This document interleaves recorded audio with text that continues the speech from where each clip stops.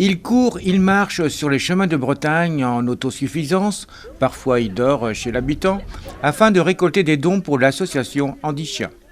Rappelons, Handichien, association qui éduque et remet gratuitement des chiens d'assistance à des personnes en situation de handicap. Pour Eric, c'est 5 périples à son actif depuis 2019.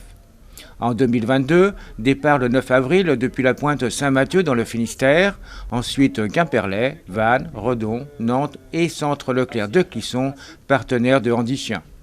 Belle prouesse pour la bonne cause, mais heureusement accompagnée. Tout ça à pied, en courant, en marchant, avec des douleurs physiques, parce que je me suis fait une périostite dès le premier jour quasiment, donc ça fait super mal. Et je pensais même pas repartir, et finalement je suis quand même reparti. Et puis si vous avez le mental, tout est possible. Oui, enfin, vous avez été aidé parce que vous êtes accompagné. Je suis accompagné par mes chiens et ça c'est un soutien psychologique, mental hyper important. Donc je tracte une charrette. J'ai 40 kilos que je tracte tous les jours, dont la nourriture des chiens, parce qu'il y a à peu près 15 kilos de nourriture de chiens. Voilà. Avec beaucoup de kilomètres par jour. Je faisais beaucoup de kilomètres. Cette année, j'avais 600 km de prévu. Donc, comme je le faisais sur 13 jours, avec 3 jours de course, une journée de repos, il fallait que je fasse entre 50 et 60 km tous les jours. Et dans quel but ?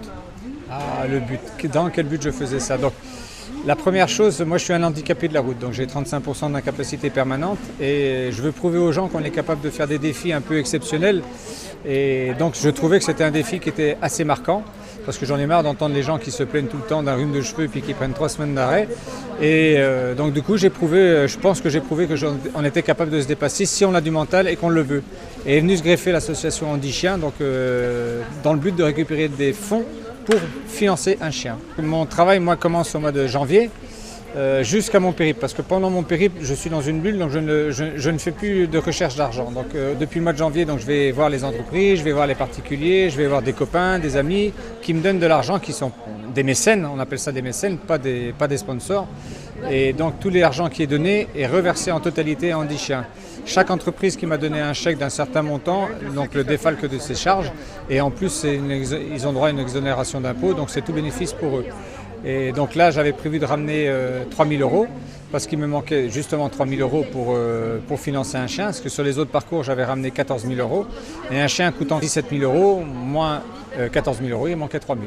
Une belle initiative, pourquoi faire ça ? Je suis un peu fou moi.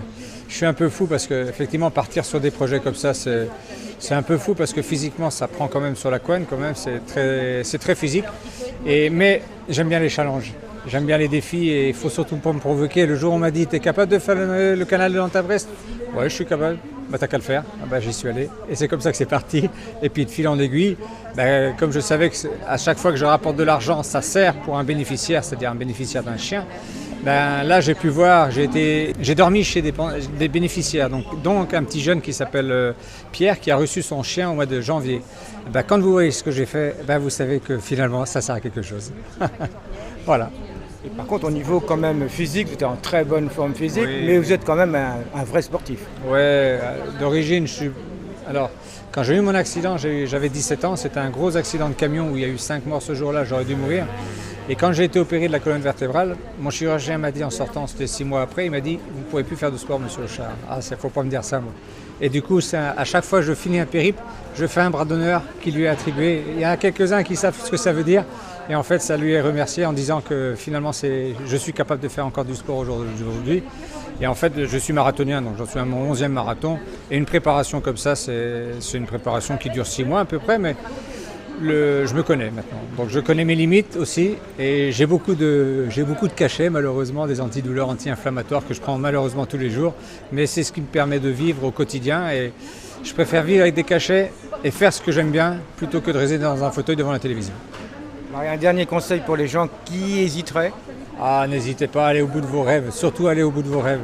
Et si vous avez un rêve de faire un chemin de Compostelle, de faire un petit parcours, de faire n'importe quoi, faites-le. Et vivez pas en arrière.